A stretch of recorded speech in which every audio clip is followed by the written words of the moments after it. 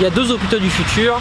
Le premier, c'est celui que l'État nous propose, des services en sous-effectif, des économies de budget, de moyens humains, des patients qui se font sans cesse hospitaliser en urgence et sous contrainte. Et puis il y en a un autre, c'est celui du rêve des soignants qui bossent dedans, celui d'avoir des activités proposées aux patients, d'avoir un suivi personnalisé, d'avoir aussi un suivi à l'extérieur de l'hôpital pour éviter les rechutes, et puis essayer de mettre toutes les chances du côté du soin.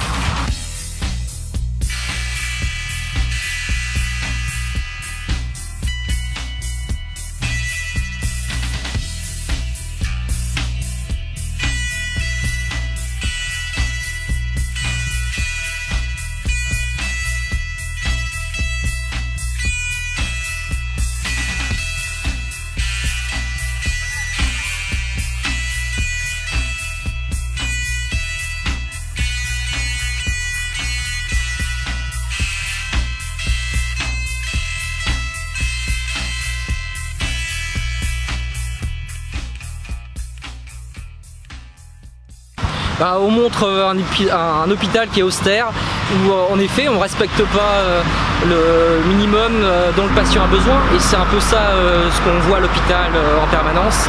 On méprise les besoins fondamentaux des patients.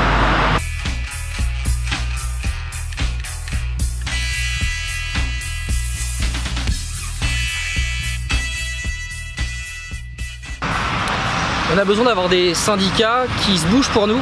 On a besoin d'en avoir qui lâchent absolument rien face à l'administration, face au conseil des médecins.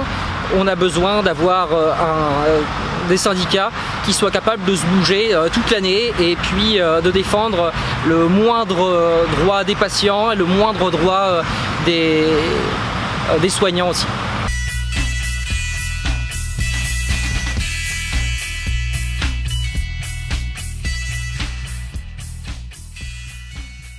Il y a beaucoup de personnes qui ne sont pas syndiquées, qui souhaitent participer à la grève.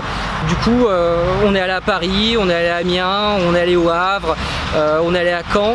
Tout partout, ils nous rejoignent, et en effet, on va lutter jusqu'à ce qu'on obtienne ce qu'on veut obtenir, plus de moyens, et puis une écoute de la part de l'administration, une écoute de la part de l'État.